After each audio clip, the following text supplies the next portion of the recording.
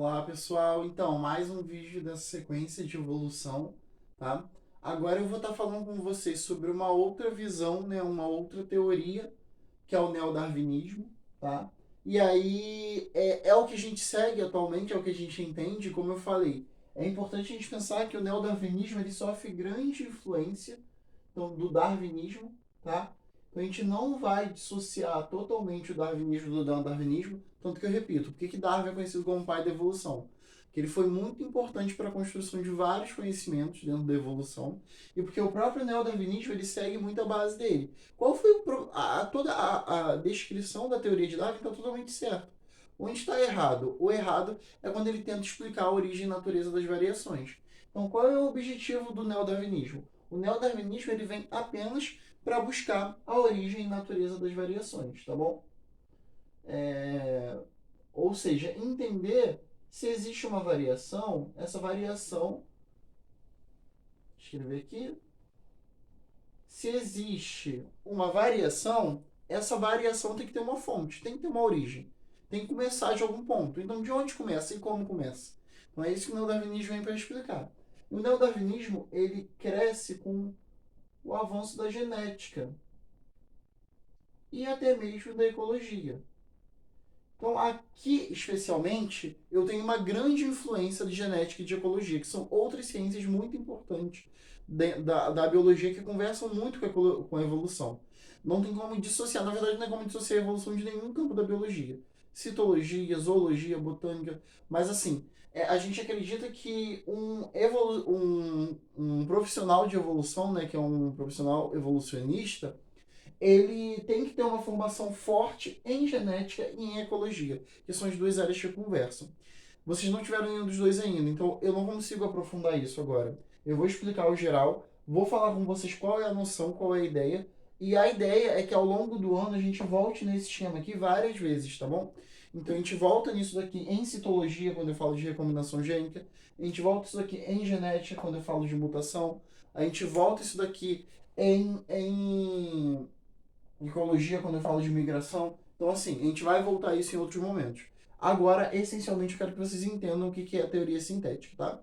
Esse neodarwinismo, ele também vocês podem ver como teoria sintética da evolução, ou teoria moderna da evolução. Também é um nome não tão comum, mas que pode vir, tá? E o que ela vai dizer? Ela vai dizer que essa variabilidade, a variação, ela tem alguns pontos iniciais.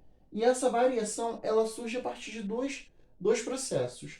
Mutação, tá? E o que é mutação? Mutação é uma variação nova ali dentro de uma população. É uma novidade, algo que surge ali ao acaso.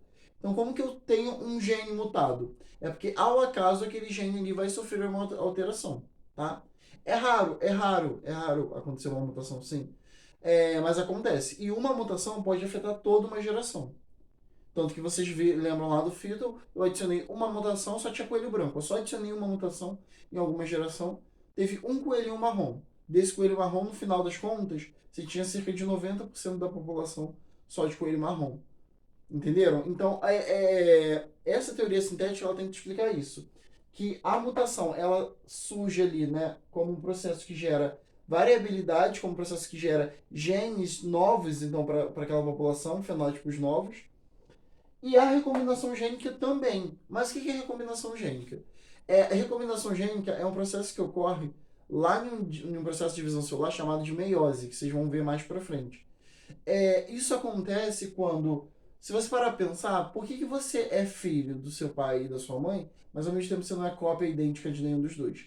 Porque quando há a junção, né, dos gametas ali, quando vai ocorrer a própria formação dos gametas e tudo mais, sempre vai ter uma mistura dos materiais genéticos. Então, o que é recombinação gênica?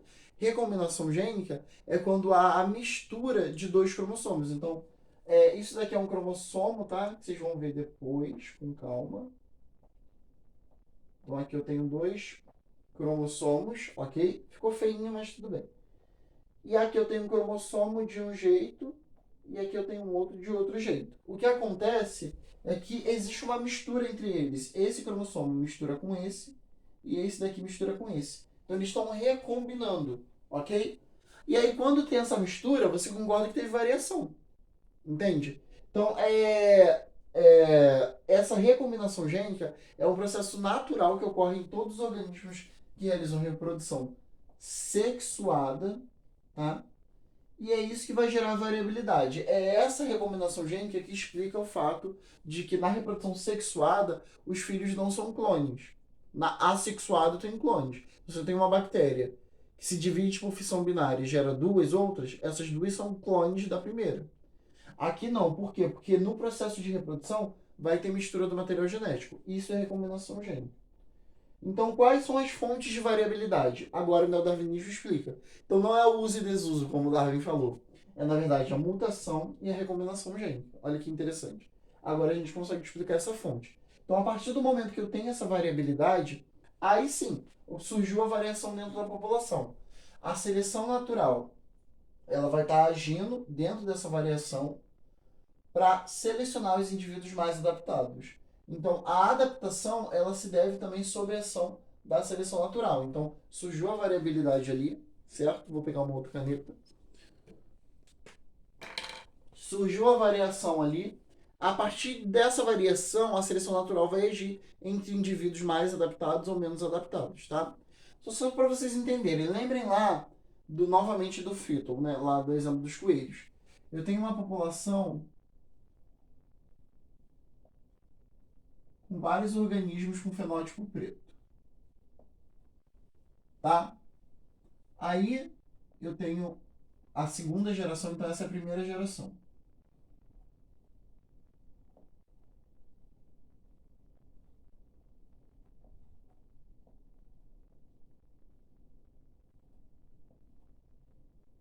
Na segunda geração eu tive uma mutação, tá? Então isso daqui é uma mutação, ou seja, surgiu um fenótipo ali diferente, do nada. Então, surgiu um pescoço longo e diferente, do nada, né? Que só tinha pescoço curto. Surgiu um coelho marrom do nada, só tinha branco. Então, isso é uma mutação que surgiu aqui nessa segunda geração. A questão é que se essa mutação que agora gerou uma espécie de fenótipo azul, sendo que as outras todas eram pretos, se isso for mais vantajoso, qual é a tendência? Essa característica se manter. Aí na terceira geração, olha o que eu posso ter.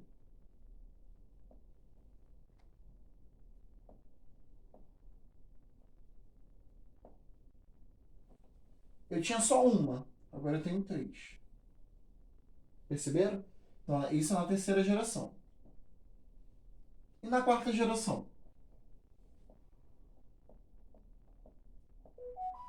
Então, na quarta geração,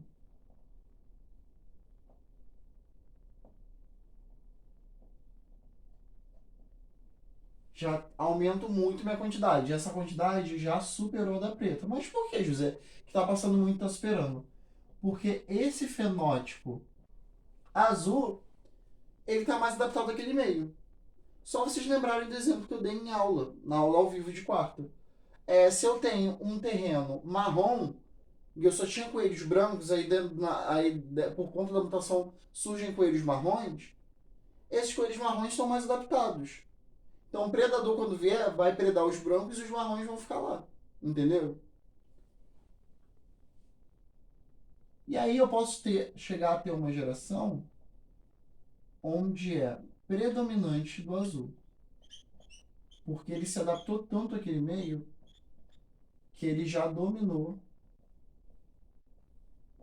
aquela população. Entenderam? Então, esse é um exemplo de mutação. A mutação é um evento que surge, é um processo que surge ao acaso, aleatoriamente, e ela pode se mantendo ali. Tá bom? Mais pra frente, gente, bem mais pra frente, uma das últimas aulas, na sexta apostila, a gente tem uma aula só sobre mutação. E aí, com certeza, vocês vão entender muito melhor esse processo, tá bom? Só para vocês ficarem cientes também, existem outras. Tudo isso que eu falei com vocês, né? Recombinação gênica, mutação, seleção natural, deriva gênica e migração, que eu não falei ainda, vou falar, é o que a gente chama de forças evolutivas, tudo isso, tá? Então, as principais forças evolutivas que vão estar atuando ali diretamente são mutação, recombinação gênica e seleção natural. Essas três são as principais. Mas agora a gente vai estar falando de outras duas que são muito importantes também para que esse processo ocorra, que são a deriva gênica e a migração, tá? Então no próximo vídeo a gente fala um pouco melhor de cada uma dessas forças.